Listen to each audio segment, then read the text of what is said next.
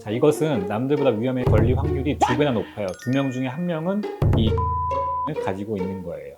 위암 환자의 70%, 한 가지 공통점이 있습니다. 대부분 그냥 소화불량이라고 생각하죠. 하지만 이 증상, 당신 몸속에 숨어있는 한 마리의 세균 때문일 수도 있습니다. 절반의 한국인이 이미 감염되어 있다는 이 세균, 당신은 정말 괜찮을까요? 위암의 씨앗, 무증상이나 더 위험한 세균, 헬리코박터 파일로리 검사해본 적 있으신가요? 이 헬리코박터 파일로리는 나선형의 세균인데요. 위 점막에 사는 세균입니다. 근데 전 세계 인구에서 약 절반이 감염돼 있고 위암의 발암인자로 알려져 있습니다. 2005년도에 호주의 마셜 박사는 이 균을 발견해서 노벨 의학상을 받았습니다. 또 우리나라에서는 약 16년도에 연구해보니까 40% 정도에서 감염이 되어 있습니다. 위암 환자의 상당수가 70% 정도 되거든요. 헬리코박터 균에 감염된 적이 있고 이 감염자의 1에서 3%는 실제로 위암으로 발전한다고 합니다.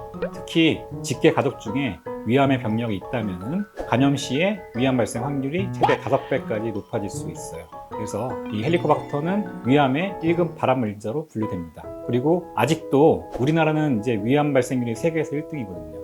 이 헬리코박터를 반드시 치료를 하는 것을 고려를 해봐야 되겠습니다. 주로 이제 사람끼리 직간접적인 접촉을 통해서 전파되거든요. 오염된 음식을 이제 물을 섭취하거나 감염자의 침이나 구토물을 이제 통해서 전파될 수 있어요. 구강 대 구강, 분변 대 구강 경로로 감염이 되는데 면역력에 취약한 유년기의 엄마나 아빠, 할아버지, 할머니 등에 의해서 감염이 됩니다. 나이가 들어서는 잘 감염이 되지 않는 곳에 있고 과거에 우리나라의 70년대, 80년대처럼 수저를 입에 넣었다가 아이한테 준다든지 술잔을 돌려 마시는 듯한 회식 문화에 의해서도 감염이 가능합니다. 그리고 내시경할 때 제대로 소독이 되지 않는 내시경 통해서도 감염이 될 수 있습니다. 그러니까 우리나라 인구의 한 40에서 50% 정도에서 감염이 되고 있는데 위생이 깨끗해지면서 점차 감소하고 있어서 이거는 이제 후진국병이에요. 후진국병이고 이게 꼭 균이 있다고 위암이 잘 생기는 게 아니고 그게 따라서 표현형이나 어떤 단백질에 따라서도 달라질 수 있기 때문에 그런 차이가 있습니다.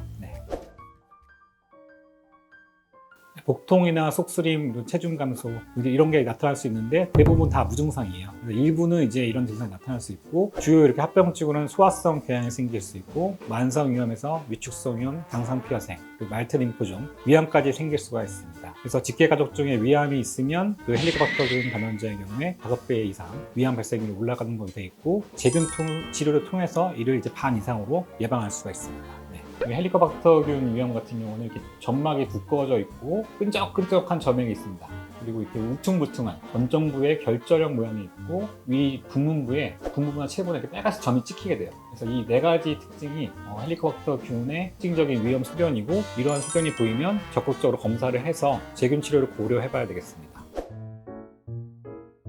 요소 호기 검사, 대변의 항원, 혈액 항체, 내시경 생검으로 검사를 할 수 있습니다. 이 비층수점 검사는 크게 이제 혈액이나 호기 검사를 통해 하는데요. 이 헬리코박터는 유래아제를 이제 내기 때문에 요소 호기 검사를 하면 이제 탄소를 이용해서 검사를 하는데 탄소가 이산화탄소가 돼요. 그래서 이 이산화탄소가 검출되는 거 보고 요소 호기 검사를 하게 되고 이 민감도가 95% 이상으로 굉장히 정확한 걸로 알려져 있고요. 보통은 이제 제균 치료하고 나서 이것을 이제 추적 검사해서 죽었는지 확인할 때 요소 호기 검사를 많이 합니다. 그다음에 혈액 검사는 항체 검사인데 혈액을 뽑아서 이제 항체 검사를 하는데 그 검사는 이제 과거에 감염이 있는 경우에도 양성이 나올 수 있기 때문에 현감염과 기감염을 비교할 수 없다.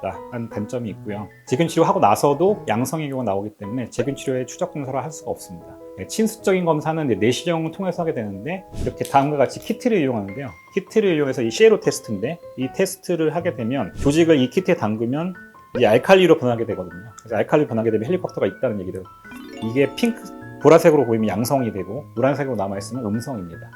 조직학적으로 조직 검사를 한 다음에 현미경을 보고 나서 균이 있는지 특수염색을 통해서 알 수 있는 2가지 방법이 있고 세 번째로는 그 조직을 이용해서 PCR 검사를 해서 PCR로 해서 이 균에 어떤 있는지 없는지를 확인할 수가 있습니다. 직계가족 중에 위암이 있었던 경우에도 반드시 치료를 하는 것을 권고를 하고 있고요. 대부분의 환자는 위축성 위염이나 장상피화생이 있는 경우가 많은데 이 경우에도 이제 일부 연구에서는 이득이 있었다. 제균 치료했을 때 위암 발생률을 낮춘다는 보고가 있었지만 아직까지 일관적인 결과가 나오진 않아서 현재까지는 가이드라인에서는 권고하고 있지는 않지만 일선의 병원에서 많이 치료하고 있습니다. 또한 기능성 소화불량, 특별히 증상이 위에 병변이 없는데 소화불량이나 이렇게 답답함을 느끼시는 분들은 감염이 확인되면 치료를 먼저 해보는 해주는 것으로 되어 있습니다. 위생교육하고 이제 개인의 위생관리 강화 등을 통해서 감염 위험을 줄일 수가 있는데, 특히 유아기 때 저소득층을 대상으로 한 위생교육과 지원이 중요합니다. 자주 손을 씻고 깨끗한 음식과 물, 개인 컵과 식기 분리 사용이 좋겠습니다. 네, 지금까지 헬리코박터 균에 대해서 한번 알아봤는데요. 지금까지 영상이 도움이 되신다면 좋아요, 구독, 알림 설정 부탁드리겠습니다.